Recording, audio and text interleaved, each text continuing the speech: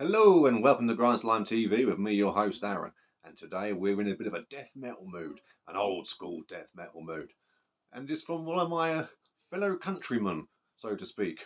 Oh yes, or five of them in fact. We were talking about, of course, the band Absolution and their album Confessions of the Iniquitous. Oh, it's about her in all. There's the boys on the back there, look at them. All smug because they've just robbed some crisps from Tesco most likely. And they've gotten away with it so far. Now, album artwork got a really cool kind of a sort of a Renaissance macabre thing going on, which is always really cool.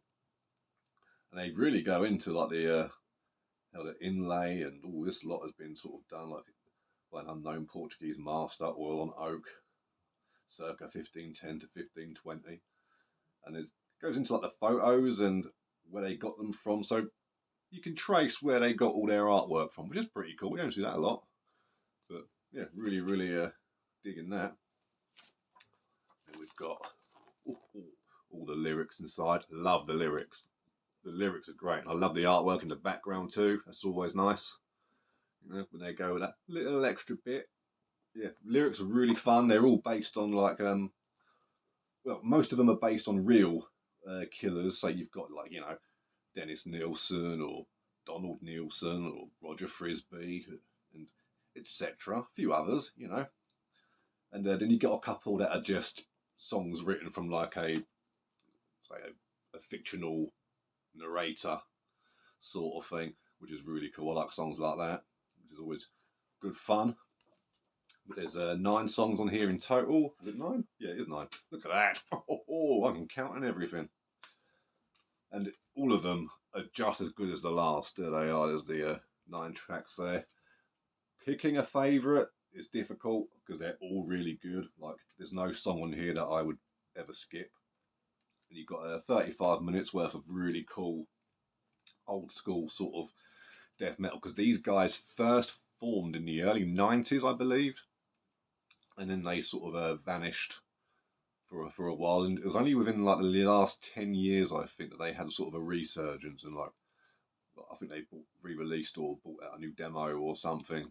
And I remember because that's how I got into them. They just like back when I was on Facebook, they sort of added me and messaged me and whatnot, and asking me to check stuff out and what have you, and I was straight away because there's the eyeball there. Look at that eyeball. Oh, it's staring at you, mate. And you pull that out. Oh, you thought you escaped it, but there it is again. So, good luck with that. It sees you wherever you go. It's like the eye of Sauron. And that other guy with the eyeball, you know the one I'm on about. Forrest Whitaker, that was him. But yeah, Absolution. If you want some sort of what are they similar to? Well, it's not a clone, but there is some autopsy worship going on here for sure. Definitely that sort of era death metal going on. It's dirty. It's got quite a bit of a punk drive to it, which I really like. The vocals are wicked. Like you can sing along to these songs if you want to, and once you learn the lyrics and all that, what a devilishly good time you'll be having. Gruesome is what it will be. Now, drumming. If you're into your blast beats, this doesn't have them. This is all like thrash beats, punk beats, slower beats.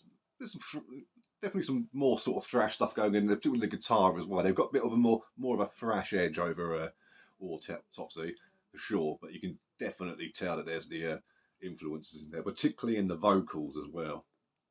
But at the same time, like I said, it's not a direct clone, but it definitely gives it definitely prays at the altar of Autopsy and Chris Reifert. That's all I can say. But no, really impressive album. The solos on here are really cool as well. Not every song has one, but when they do pull one out, it's really cool.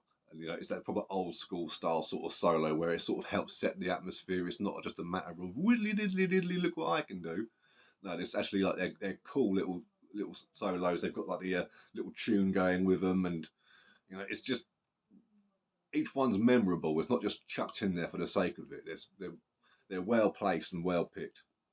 So really pleased with all that. Production's fine. Everything sits well in the mix. It's not too over the top, but it's not there so anything's invisible. I think the bass could probably do with coming up a little bit, but that's just more personal preference because I just like really bassy stuff. You know, I grew up with like Motorhead and whatnot, so bass was always a very sort of, you know, big part of that. But and with autopsy as well, of course. But no, really, really cool stuff. I really, really liked it, and I will continue to keep liking it because it's just, and I love their logo. Just that is absolutely class.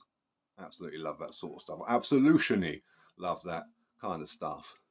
So yeah, if you like your old school death metal and you want that, but it's not like a Swedish clone or anything, because a lot of the time today, when you hear a band, they go, "Oh yeah, we're old school death metal." So oh, so you're going to be playing like Swedish death metal then, you know, 9 times out of 10. But this one actually just, I know it's quite a nice fresh kind of addition to today's scene, I think, and definitely worth checking out. This only came out in the last few years. I believe this was 2021, 2022, maybe something like that. Does it say, actually? You'd think I'd check all this stuff out beforehand, wouldn't you? But not going to happen.